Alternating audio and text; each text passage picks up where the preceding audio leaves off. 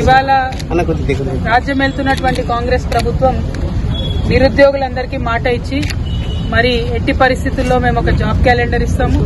ఆ job calendar కి తగ్గట్టుగా నిరంతరం నోటిఫికేషన్లు వస్తాయి. ఆగకుండా వచ్చే నోటిఫికేషన్లు మీరు ప్రిపేర్ కావాలని చెప్పి అనేకమైనటువంటి మాటలు చెప్పి వాగ్దానాలు చేసి వాళ్ళ అధికారంలోకి వచ్చింది. అధికారంలోకి వచ్చిన తర్వాత గత ప్రభుత్వం ఇచ్చినటువంటి నోటిఫికేషన్లు, వాటికి సంబంధించిన పరీక్షలు, అందులో వచ్చినటువంటి ఉద్యోగ నియామక పత్రాలు ఇచ్చుకోవడం తప్పితే కొత్తగా ఒక్కటంటే ఒక్క నోటిఫికేషన్ కూడా ఈ ప్రభుత్వం నుండి రానటువంటి పరిస్థితిని మనం గమనించవచ్చు. ఇవాళ ఆదిలాబాద్ జాగృతి జనంబాట కార్యక్రమంలో భాగంగా ఆదిలాబాద్ లో ఉన్నటువంటి ప్రభుత్వ లైబ్రరీకి ఇక్కడికి రావడం జరిగింది. ఇక్కడ అనేక మంది నిరుద్యోగులు, యువతీ యువకులందరూ కూడా డిఎస్సి కోసం ప్రిపేర్ అవుతా ఉన్నారు, ఫార్మసీ ఎగ్జామ్స్ కోసం ప్రిపేర్ అవుతా ఉన్నారు, గ్రూప్స్ కోసం ప్రిపేర్ అవుతా ఉన్నారు. కాకపోతే వాళ్ళందరికీ కూడా ఒక కన్ఫ్యూజన్, ఎప్పుడు నోటిఫికేషన్ వస్తుంది, వచ్చేటటువంటి నోటిఫికేషన్ కి ఎంతసేపు వెయిట్ చేయాలి, ఎన్ని రోజులు వెయిట్ చేయాలి, ఏమి అర్థం కాని పరిస్థితి ఉన్నది. ఏదైతే అనిశ్చితి ఉందని చెప్పి విద్యార్థులందరినీ మభ్యపెట్టి మీరు అధికారంలోకి వచ్చారో, మీరు వచ్చిన తర్వాత కూడా అధికారంలో అదే అనిశ్చితి కొనసాగుతా ఉంది. నేను ప్రభుత్వాన్ని ఒకటే డిమాండ్ చేస్తా ఉన్నాను, తక్షణమే జాబ్ క్యాలెండర్ ఇవ్వండి.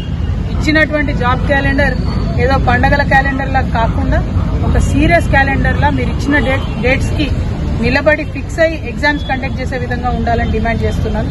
మరొక మాట, మొన్న గ్రూప్ 1 ఎగ్జామ్స్ మీరు చేసినప్పుడు అనేకమైన తప్పులు, తెలుగు మీడియంలో రాసే విద్యార్థులకు, ఉర్దూ మీడియంలో రాసే విద్యార్థులకు అనేకమైనటువంటి ఇబ్బందులు జరిగినాయి. క్వశ్చన్స్ లో తప్పులున్నాయి, ఆన్సర్ షీట్స్ లో తప్పున్నాయి, దిద్దే విధానంలో తప్పు ఉన్నది. చాలా బీభత్సమైన మిస్టేక్స్ చేశారు మనం. అట్లా కాకుండా మంచిగా క్వాలిటీ ఎగ్జామ్స్ పెట్టండి, కరెక్ట్ గా నిర్వహించండి. ప్రతిపక్షాలన్నీ కూడా మీకు మద్దతు ఇస్తాయి. మీరు విద్యార్థుల పక్షాన ఉండండి, నిరుద్యోగుల పక్షాన ఉండండి. మేము కూడా అందరం కూడా సహకరించి ఎగ్జామ్స్ మంచిగా అటెండ్ చేద్దాం. ఎండ్ ఆఫ్ ద డే ఇవాళ లైబ్రరీలో చూస్తే మరి అనేక మంది పిల్లలు చదువుకుంటున్నారు, వేరే వేరే మండలాల నుంచి కూడా వచ్చి చదువుకుంటున్నారు. కానీ వారికి ఇక్కడ ఫుడ్ తినే ఫెసిలిటీ కూడా లేదు. మేము ఇదివరకు మా నిజామాబాద్ లైబ్రరీలో ఒక 5 నుంచి 6 సంవత్సరాలు మధ్యాహ్నం పిల్లలకు లంచ్ ప్రొవైడ్ చేసినాం. బాజాబ్తాగా లైబ్రరీలోనే ఒక ప్లేస్ తీసుకొని మా జాగృతి నుండి ప్రొవైడ్ చేసినాం. కానీ ఇక్కడ మరి నా ఒక్కదాని కోసం కాదు, ఒక నిజామాబాద్ కోసం కాదు, మొత్తం తెలంగాణలో ఉన్న 33 జిల్లాల్లో ఉన్న లైబ్రరీలో చదువుకునే యువతీ యువకుల కోసం ప్రభుత్వమే mid day meals programme start చేయాలని నేను ఈ సందర్భంగా డిమాండ్ చేస్తా ఉన్నాను. ఎందుకంటే దీనివల్ల మండలాల నుంచి వచ్చేటటువంటి స్టూడెంట్స్ కి, ఇక్కడుండి చదువుకునే స్టూడెంట్స్ కి మంచి ఫెసిలిటీ అవుతుంది. అట్ ద సేమ్ టైం ఇప్పుడు ఉన్నటువంటి లైబ్రరీస్ కూడా చాలా చిన్నగా ఉన్నాయి.